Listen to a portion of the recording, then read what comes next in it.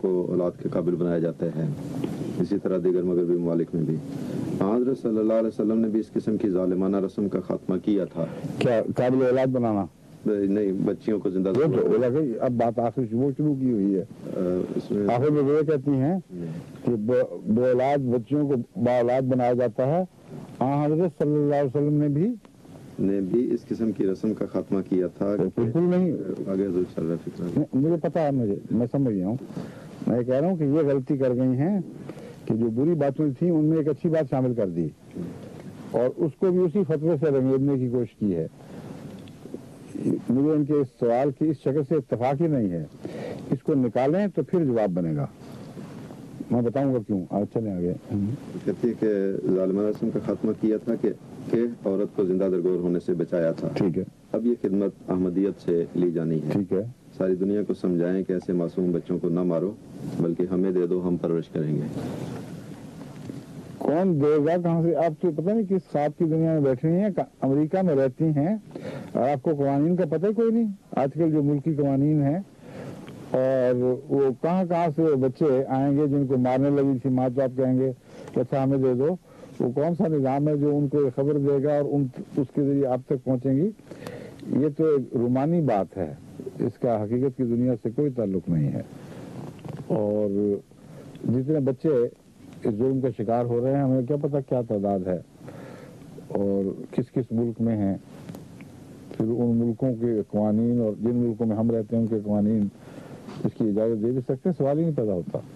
یہاں ہم نے کوشش کی تھی بوسنین بچوں کے لیے، تو ایک بھی بچہ جماعت کو نہیں دیا گیا، کیونکہ جو لوگ ان باتوں کے قابل ہیں وہ چاہتے ہی نہیں کہ مسلمان بچے مسلمانوں کے پاس جا کر ان کی تربیت میں رہیں۔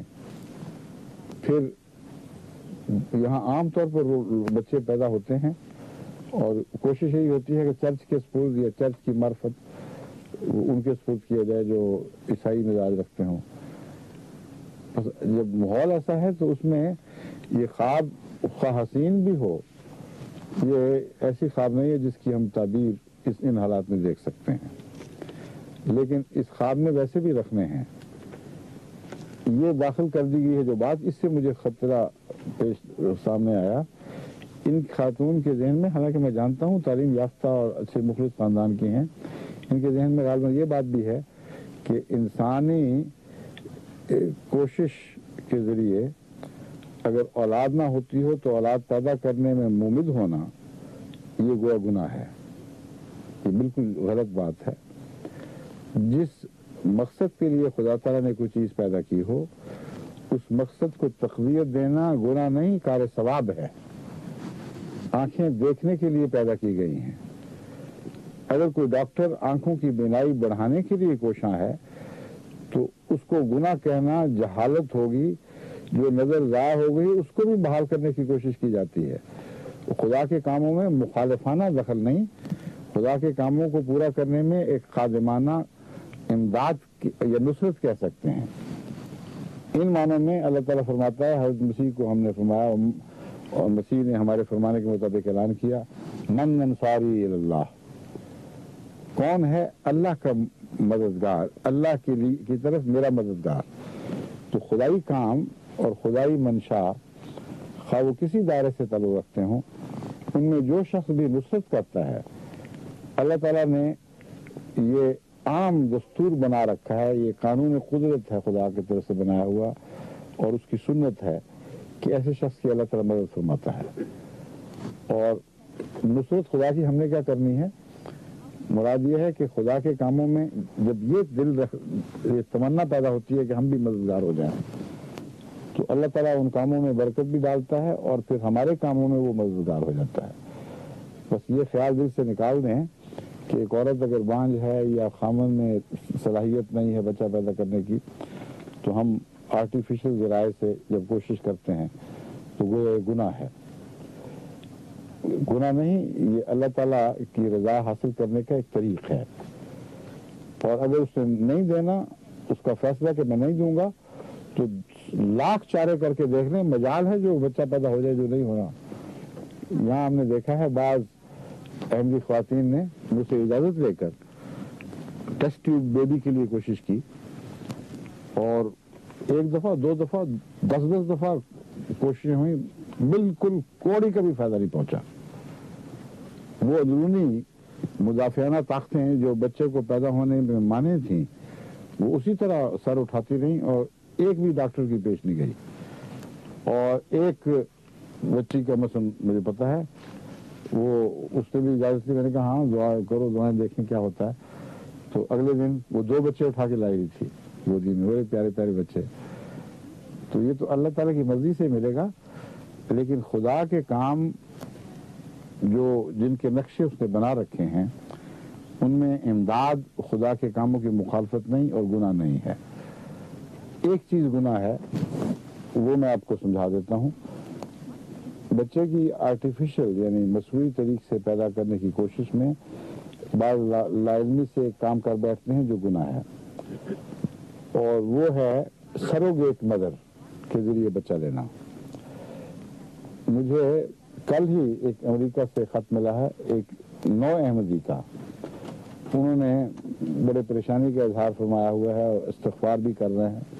کہتے مجھے تو پہلے احمدیت سے پتہ نہیں تھا ان باتوں کا، میں یہ کام کر بیٹھا ہوں کہ میری بیوی چونکہ بانج تھی، میں نے ڈاکٹروں کی مدد سے ایک اور عورت کے پیٹ میں اپنا بچہ پیدا کیا اور وہ اب ہمیں مل گیا ہے۔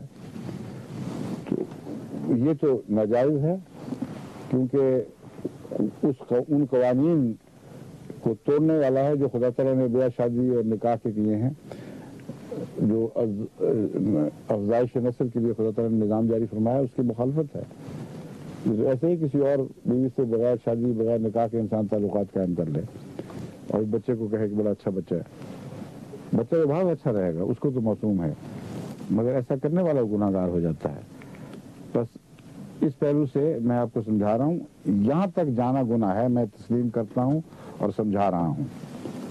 اس سے ورے جائز کوششوں سے میاں اور بیوی کے مادوں سے آپس کے تعلق سے اگر بچہ پیدا کرنے میں مدد دی جاتی ہے تو ہرگز گناہ نہیں، وہ جائز بلکہ مناسب ہے۔